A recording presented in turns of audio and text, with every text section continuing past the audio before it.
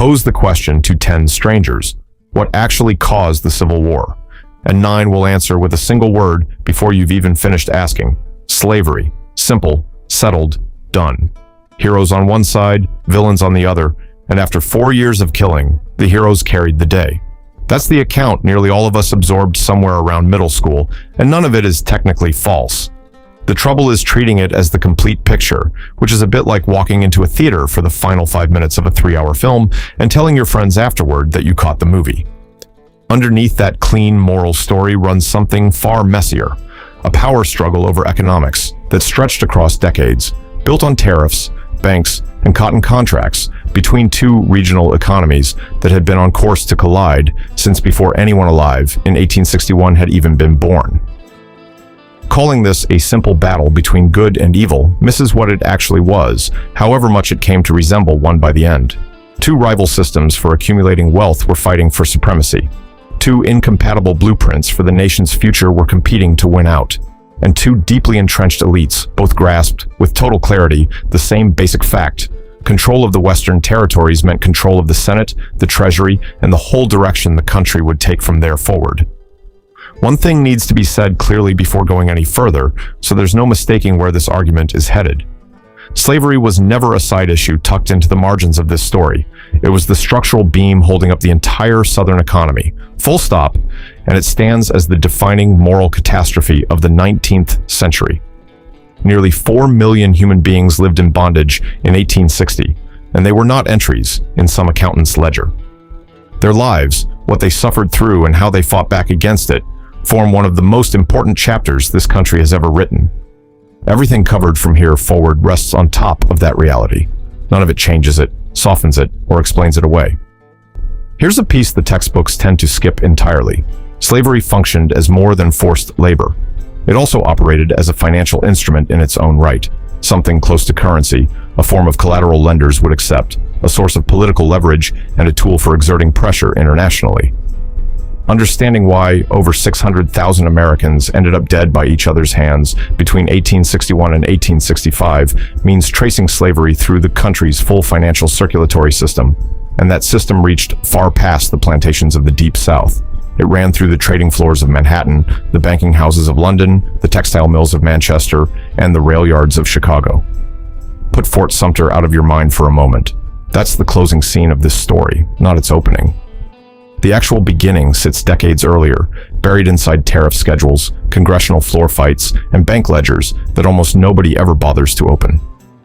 A nearly forgotten piece of legislation is where it starts, the Tariff of Abominations.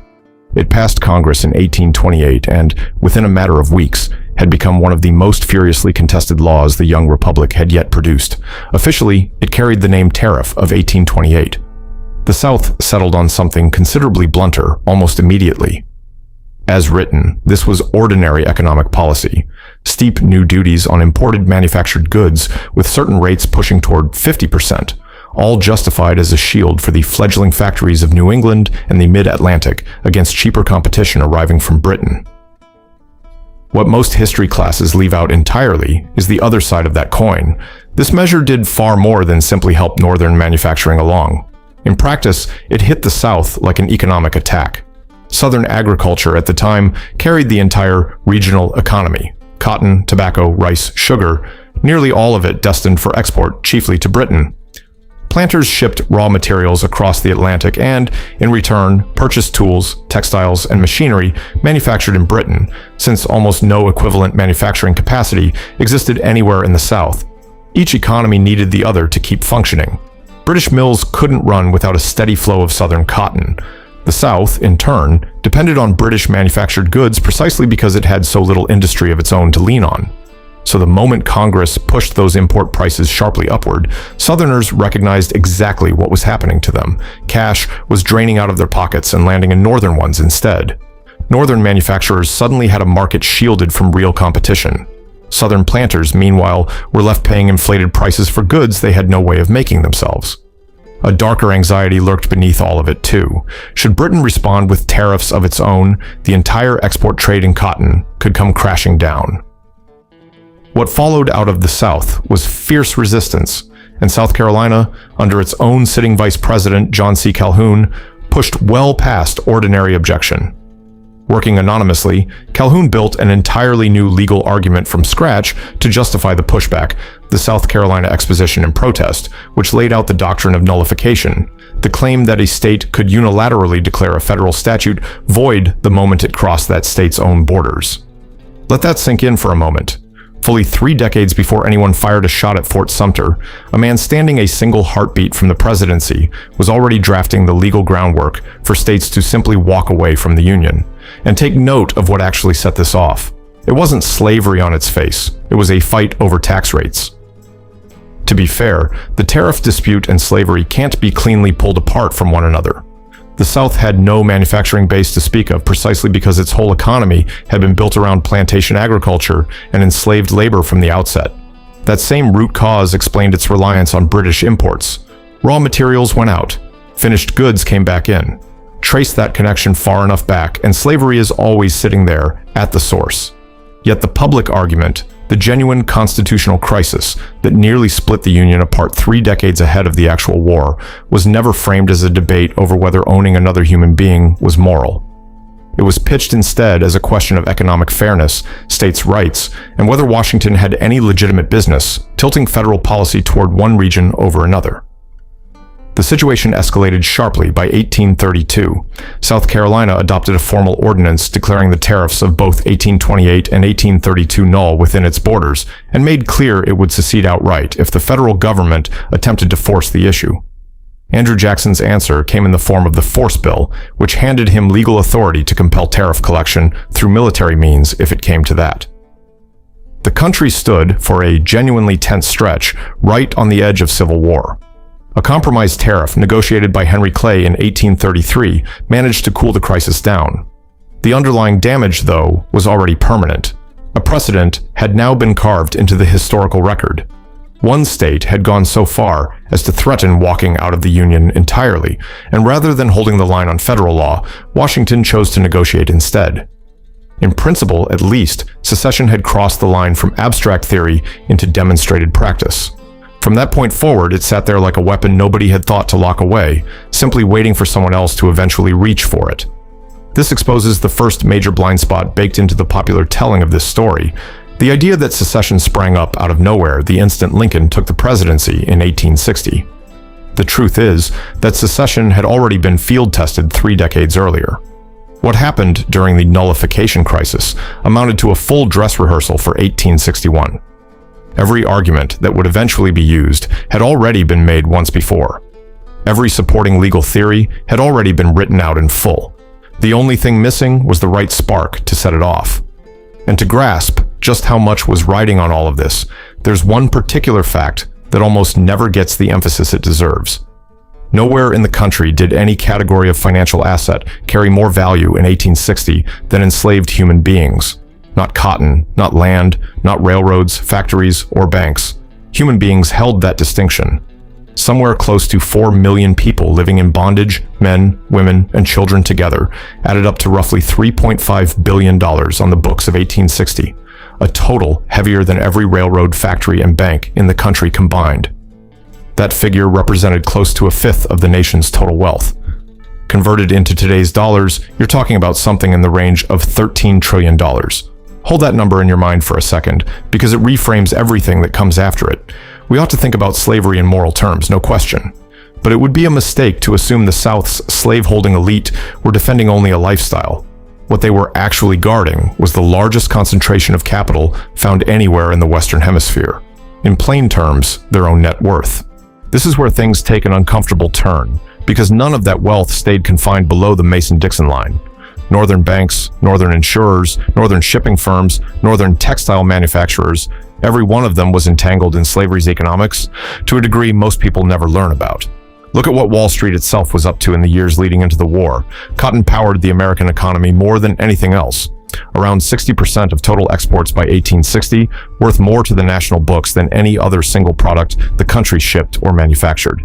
Enslaved people grew that cotton across southern fields, sure, but northern merchants transported it, northern banks bankrolled it, northern insurers covered it, and northern trading firms sold it, all before a single bale ever touched a dock in Liverpool or Manchester. From plantation to mill, Every stage of that chain formed one continuous transatlantic financial system, and enslaved labor kept every joint of it moving. A number of banking institutions still celebrated today, their names carved above entryways and printed on official letterhead, can trace their origins directly to this same system, including the institution that would eventually grow into Citibank. Financiers up north took Southern cotton, converted it into cash, and reinvested that cash straight into Northern expansion, railroads, real estate, the stock exchange. None of the wealth pulled from Alabama and Mississippi cotton fields through enslaved labor ever remained in the South. It flowed north instead, stocking Wall Street's vaults and fueling Northern industrial development. Nor did this trail stop at the Atlantic coastline. Banking houses in Britain extended credit directly to Southern planters, quietly financing the expansion of slavery deeper into the Deep South's frontier. Banks based in London and Liverpool bankrolled both land purchases and the buying of enslaved people throughout Louisiana, Mississippi, and Alabama. Southern banks, for their part, developed entirely new financial products to keep this whole machine humming along. Enslaved human beings became accepted collateral for loans. Loan products took shape in which the collateral itself was a human being. The Citizens Bank in Louisiana alone held mortgages on close to 9% of every enslaved worker across the state's wealthiest sugar parishes. Nothing about this practice was confined to one isolated corner of the country. This was a national machine, and genuinely an international one. Which explains why, once abolitionist sentiment started building real momentum across the 1840s and 1850s, Southern elites weren't simply reacting to moral objections. They were watching $3.5 billion in assets threaten to evaporate entirely. Try to picture a modern proposal to erase a fifth of the country's total wealth through a single piece of legislation. That's essentially the scale of what abolition threatened in pure financial terms, and the people holding that wealth had no intention whatsoever of letting it go without a fight. From here, the story shifts in a direction most popular accounts either skip past entirely or reduce to a single passing sentence. The pre-war battle over slavery centered less on ending it, where it already existed, than on stopping, or allowing, it spread into the Western territories, which raises the second thing that gets flattened constantly in the popular version of events. Despite all its contradictions, the founding generation had constructed a fragile, working equilibrium. The Missouri Compromise of 1820 drew a line straight across the map at the 36th parallel, 30 minutes. Below it, slavery stayed legal throughout the Louisiana Territory. Above it, banned, with Missouri entering as a slave state to counterbalance Maine's admission as a free one. Imperfect as it was, the arrangement lasted upward of 3 decades, since it kept a perfect balance in the Senate, one free state offsetting one slave state every time. Everything depended on that balance. It was the single beam supporting the entire political framework of the period, an arrangement neither side dared disturb, because as long as the count stayed level, the South retained an effective veto over anything it regarded as a threat. Tariffs stayed within limits. Federal money couldn't pour exclusively into Northern infrastructure, and Congress, above all else, couldn't legislate against slavery directly. Yet each new push into Western land put that entire arrangement at risk. Every territory seeking admission as a state reopened the same volatile question: free or slave? And that question never simply settled one territory's fate alone. It determined who controlled the Senate, and by extension, who controlled the federal government.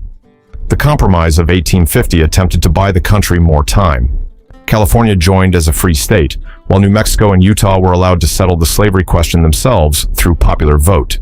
Folded into that same compromise sat a far harsher version of the Fugitive Slave Act, obligating northern states to help capture and return escaped enslaved people while criminalizing anyone who lent assistance instead. The goal had been to reassure Southern anxieties through guaranteed federal enforcement of slave property rights.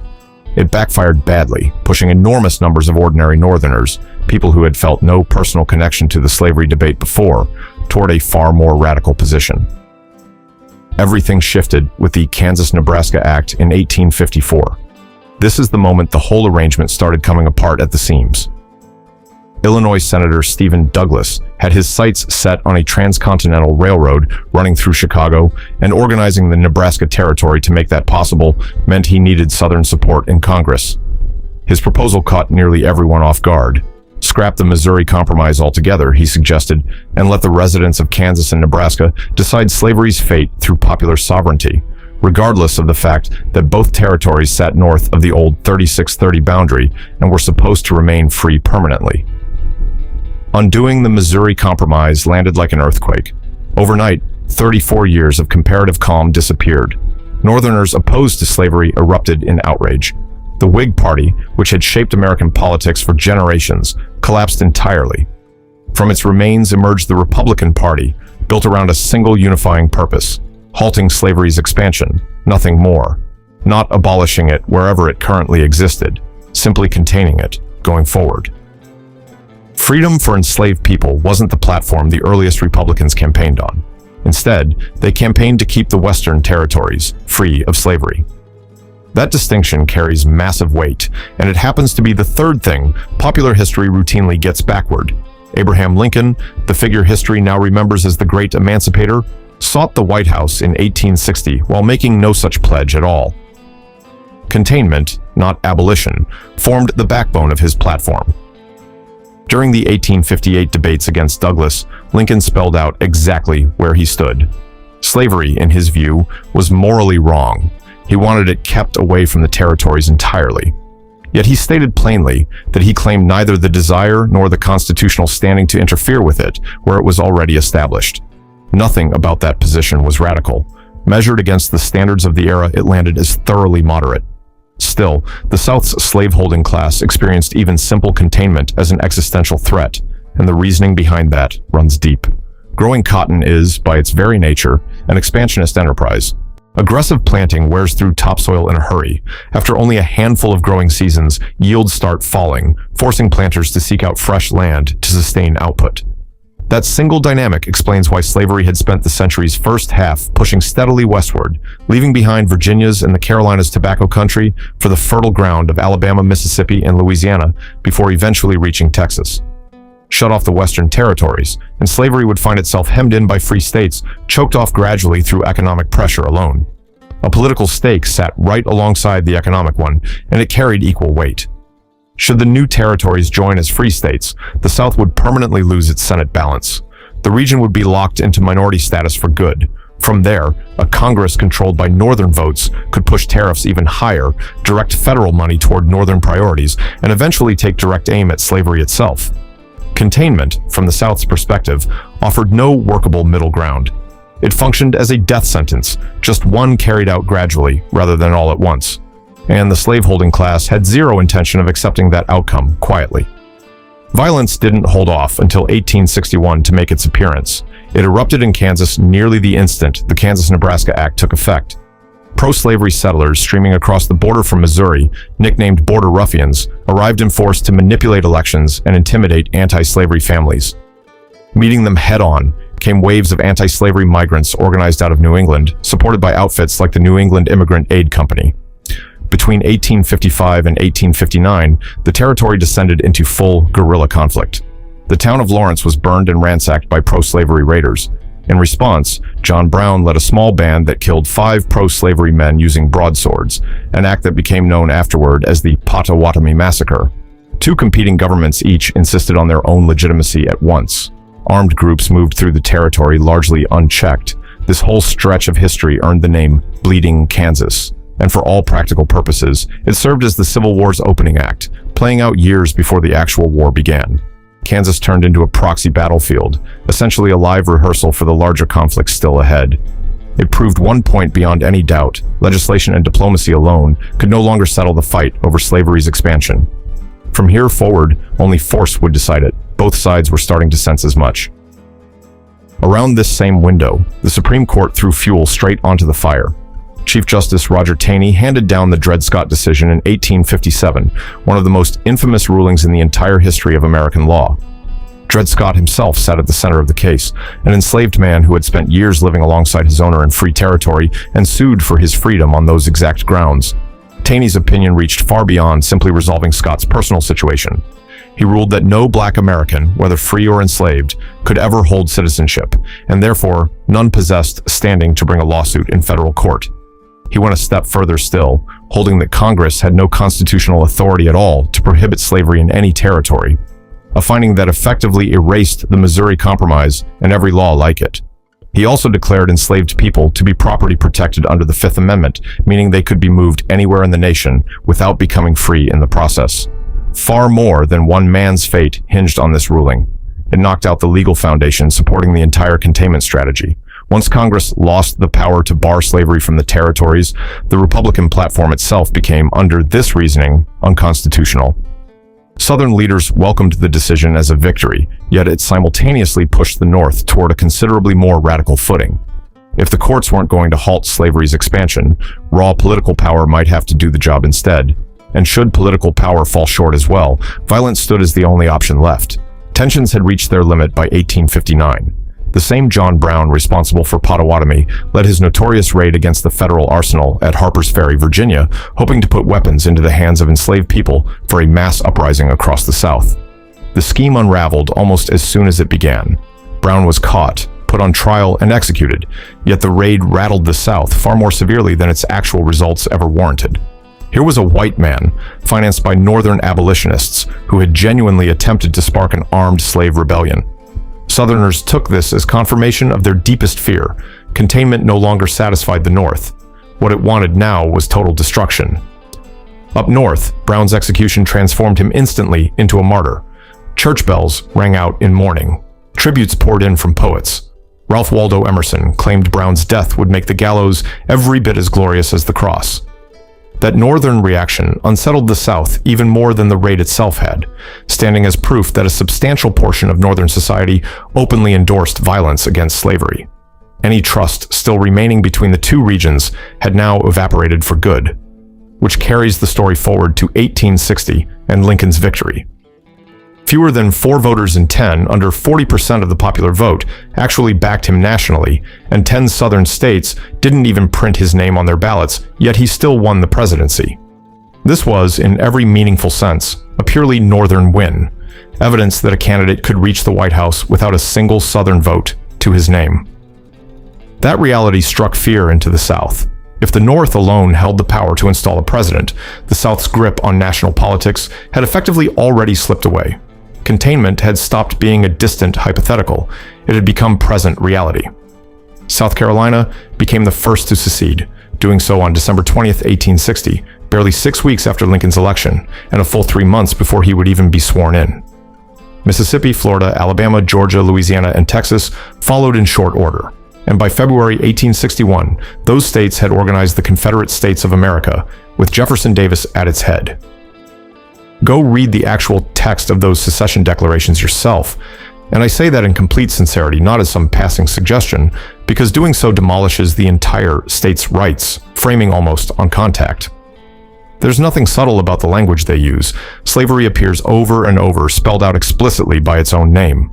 Mississippi's document states plainly that its interests cannot be separated from the institution of slavery, calling it the greatest material interest anywhere in the world. Georgia's works through an extended list of complaints, all tied specifically to slavery's status within the territories. South Carolina's dwells on the North's failure to enforce the Fugitive Slave Act, pointing to Lincoln's election itself as evidence of outright hostility towards slavery. Texas complains that federal authorities failed to protect enslaved property along its frontier. None of this reads as vague or theoretical. None of it resembles a careful philosophical treatise on constitutional principle. These documents are wartime declarations through and through, economic and political in character, naming slavery again and again without hesitation. The notion that this conflict was really about states' rights instead of slavery wasn't in circulation while the war was actually happening. It emerged only afterward, part of the lost cause narrative that took hold once the Confederacy had lost. Confederate leadership itself at the time felt no need to hide what exactly they were fighting to preserve. Alexander Stephens, serving as the Confederacy's vice president, made that explicit in his now infamous Cornerstone Speech from March 1861, stating the point about as directly as words allow. The new government's foundation, he declared, rested on the recognition that black people were not equal to white people, and that slavery, meaning their subjugation to what he called a superior race, represented their natural, rightful condition. Here's a paradox that historians frequently fail to explain well. This conflict was entirely about slavery. It was, at the same time, about a great deal more than slavery alone. Neither claim cancels out the other. They fit together. Slavery sat at the center of everything precisely because it touched every surrounding issue: trade policy, banking, the politics of territorial expansion, constitutional interpretation, diplomacy abroad, the entire structure underpinning American capitalism. There's no separating slavery from the tariff conflicts. There's no separating it from railroad politics, from Wall Street, from London, from the mill towns of Lancashire. This wasn't a single issue existing alongside several others, independent and self-contained. It was the lens that warped every other issue in its direction, which leads into a dimension most popular retellings hardly touch at all: the view from overseas. Nothing about this war stayed confined to American soil. It became a genuinely global conflict, because Southern cotton was, quite literally, fueling the world's industrial engine. Britain, by the late 1850s, was pulling something like 78% of its raw cotton supply from the American South. That cotton kept British textile production running, and textile production formed the backbone of the era's most powerful economy. Whole towns across Lancashire, Manchester, Liverpool, and others like them, relied completely on an uninterrupted stream of Southern cotton. Hundreds of thousands of jobs across Britain hinged on the American plantation system's continued survival, and the financial connections ran even deeper than that. Merchant banks in Britain financed cotton agriculture's push westward, lending money to Southern trading agents, who then turned around and extended credit to planters buying up land and enslaved people. Cotton formed the single most essential strand running through the entire fabric of transatlantic finance. Jefferson Davis and the Confederate leadership recognized this leverage and moved to use it directly. King Cotton diplomacy, as their strategy became known, rested on a single blunt premise: choke off the cotton supply, force British textile manufacturing to collapse, throw enormous numbers of British workers out of a job, and generate enough internal pressure to push Britain toward recognizing the Confederacy, breaking the naval blockade, or possibly joining the war outright. For a while, this genuinely appeared to be working. Lancashire was hit by a severe cotton famine in 1862. Mills closed their doors, workers went without food, and delegations made up of merchants and mill owners rushed off to London and Paris to beg for diplomatic recognition and relief from the blockade. France's Napoleon III showed open sympathy toward the Confederacy and clearly wanted the cotton trade restored as quickly as diplomacy would permit. A handful of British officials with financial ties to the South felt the same pull. Yet the entire strategy eventually unraveled for a number of concrete reasons. To begin with, unusually large Southern harvests in the 2 years before the war gave Britain and France the chance to build up stockpiles that softened the initial blow. Beyond that, British manufacturers moved quickly to diversify where they sourced cotton, turning instead to Egypt, India, and Brazil. Most importantly of all, British public opinion leaned heavily against slavery, and even as the famine took its toll, ordinary British workers largely remained sympathetic to the Union's side. Issued in January 1863, Lincoln's Emancipation Proclamation turned out to be a masterstroke of diplomacy, since it reframed the entire conflict in explicitly moral terms.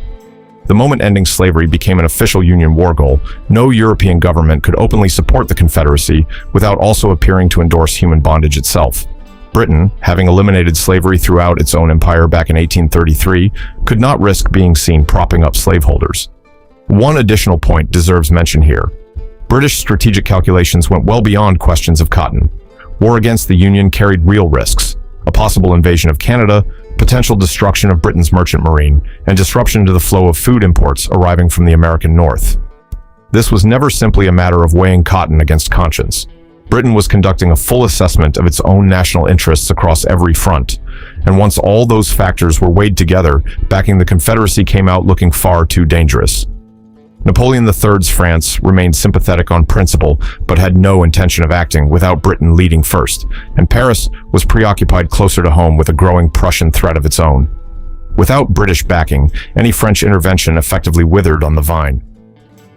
What this whole episode on the international stage reveals is that the Civil War amounted, at its core, to a crisis within global capitalism itself. Cotton linked the American South to European factories, London's banks, and New York's trading houses in one deeply interconnected web. Once secession and war tore through that web, the shockwaves traveled clear across the Atlantic. This conflict never belonged to America alone. The entire world found itself confronting the contradictions built into an economy resting on enslaved labor. Let's turn now to a piece the conventional narrative almost always leaves out: the border states. We like to imagine this war as a clean geographic divide, north against south. But reality was considerably messier than that. Delaware, Maryland, Kentucky, and Missouri, 4 states that permitted slavery under their own laws, remained loyal to the Union throughout.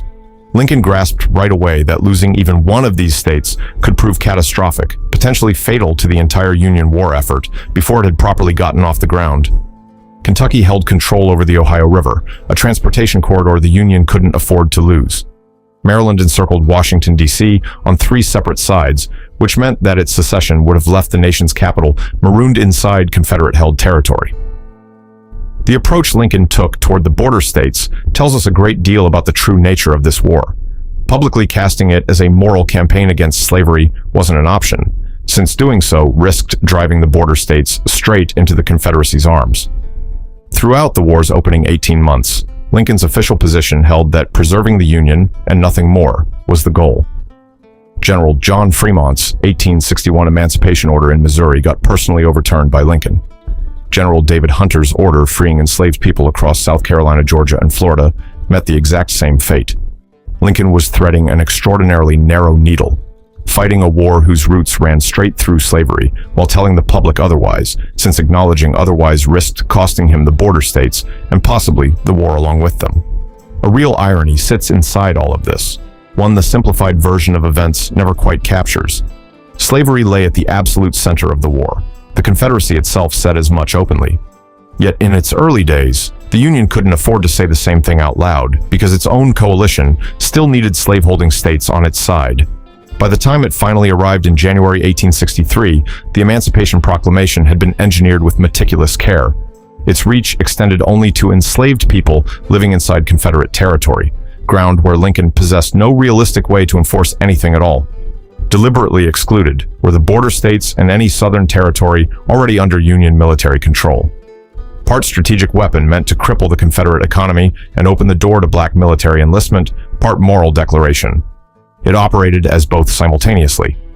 None of that lessens what it accomplished. It reshaped the fundamental meaning of the war itself. Abolition became an official Union war objective because of it.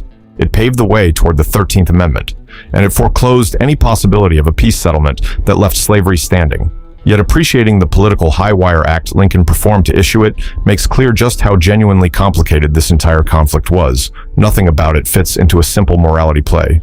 This stood as a crisis touching politics, economics, and military strategy all together, of tremendous complexity, with moral principle permanently fused to cold calculation. Let's pull back now and look at the deeper structural currents that made this war nearly impossible to prevent, because the greatest failure in how this story typically gets told isn't a matter of missing any single fact. It's a failure of framing altogether. This conflict often gets portrayed as though it could have been sidestepped, as if smarter diplomacy or more capable leaders somewhere along the way might have spared 620,000 lives. Study the underlying structural pressures closely, though, and the war starts to resemble less a failed negotiation and more the unavoidable result of two economic systems on an irreconcilable collision course. Functionally speaking, the United States of the early 19th century amounted to two separate countries flying one flag. Northern industry was accelerating fast, throwing up new factories, laying rail lines and canals, and absorbing successive waves of European immigrants to staff its growing manufacturing base. Year after year, decade after decade, that economy kept diversifying, modernizing, becoming more urban. The South, meanwhile, stayed locked into a single agricultural model built on enslaved labor, shipping out raw crops while manufacturing almost nothing on its own. Railroads were scarcer there. So were factories, schools, genuine cities. Wealth pooled instead inside a narrow class of planters whose entire social standing rested on slavery's continued existence. Between these two economies, practically every priority pointed in opposite directions. Northern interests pushed for high tariffs to shield their emerging industries. Southern interests pushed for low tariffs to keep imported goods within reach. The North favored heavy federal investment binding together its roads, canals, and rail network. Federal money spent on anything besides agriculture drew Southern suspicion. A robust national banking system, capable of extending dependable credit for industrial growth, was what the North wanted. The South preferred banking kept loose and decentralized, with real authority resting at the state level. Beneath every single one of these disputes lay one identical question: would slavery be permitted to expand? Northerners could see plainly that new territories, if open to slavery, would organize their economies along Southern lines, becoming raw material suppliers built on enslaved labor, and would consequently back the South in Congress, locking Southern political power in place indefinitely. Southerners saw the reverse just as clearly. Territories closed off from slavery would grow into free labor. Manufacturing-based economies aligned with the North, leaving the South permanently outvoted. Nothing about this resembled ordinary political disagreement, the kind resolved through a favorable committee vote or a well-placed concession. This was an existential clash between two civilizations that simply couldn't coexist. And the true tragedy running through the antebellum decades is that every single compromise only pushed the reckoning further down the road without ever addressing what actually caused it. Roughly 34 years of breathing room came from the Missouri Compromise. The Compromise of 1850 bought something closer to a decade. The Kansas-Nebraska Act couldn't even hold for a full year before violence broke out. Each successive compromise proved weaker than the last, since none of this was ever a policy disagreement that negotiation could genuinely fix. It was a structural incompatibility, one that could only be resolved once a single economic system defeated the other outright. Few grasped that truth as clearly as the Southern elite did, and that clarity is exactly why they fought to defend slavery's expansion so ferociously, without compromise. They knew containment amounted to slow strangulation. They knew a lasting free state majority in Congress would eventually target their wealth, their political standing, their entire social order. And they stood ready to burn the Union to the ground before letting that happen.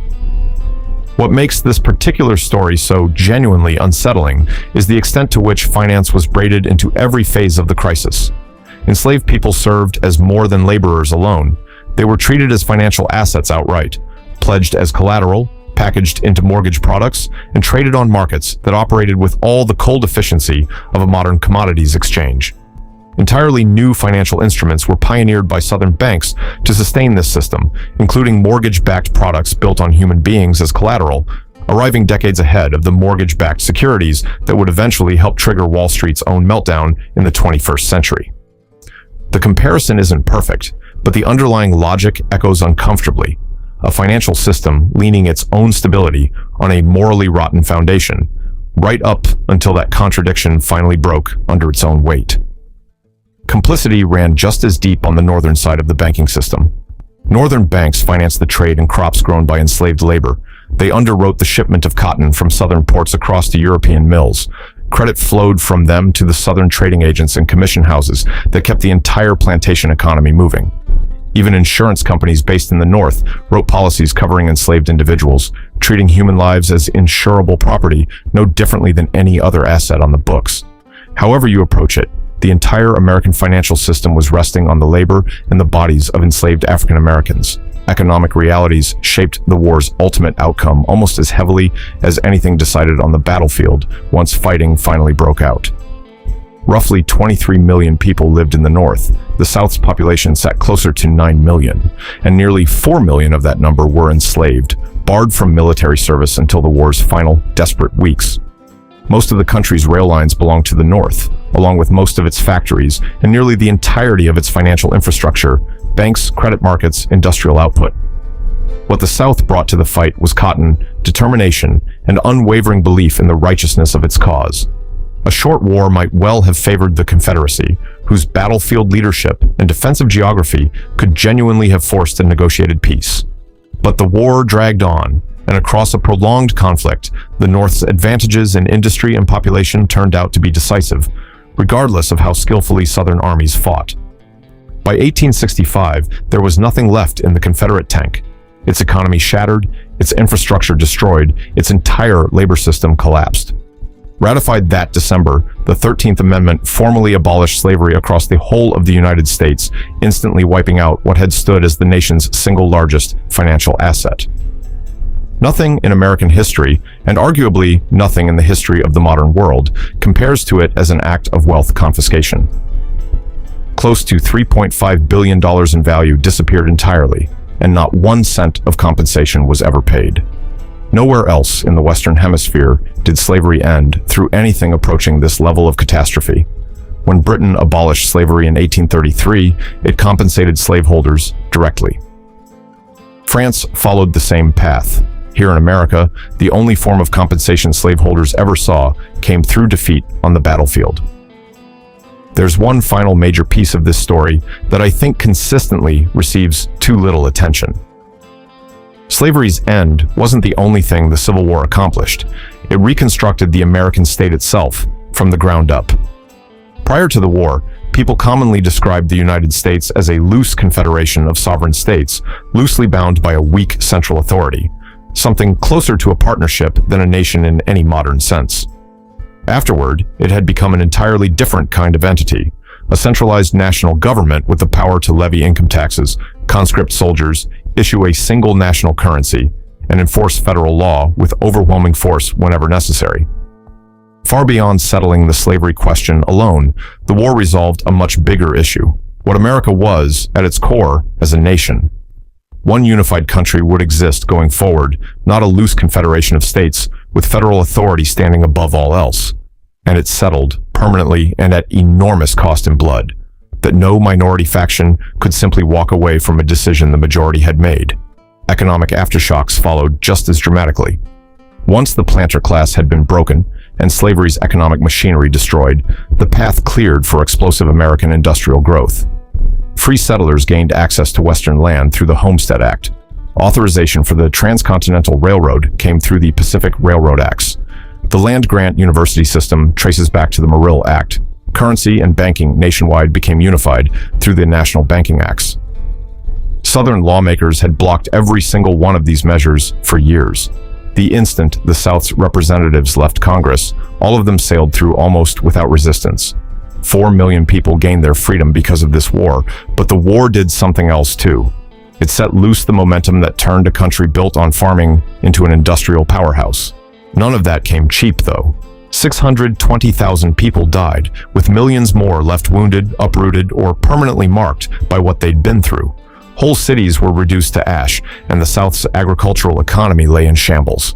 Emancipation represented only the opening chapter for the 4 million people newly freed from bondage. A much longer struggle toward genuine equality followed, one that continues in various forms even now. Reconstruction's promises collapsed again and again, deliberately undermined, often within a single generation of the war ending.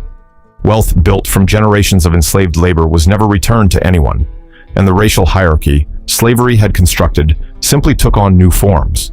Black codes, convict leasing, sharecropping, segregation, and roughly 100 years of violence and discrimination backed by the state. So, when someone asks what historians tend to get wrong about the Civil War, here's how I'd answer that. The problem was never really about individual facts being wrong.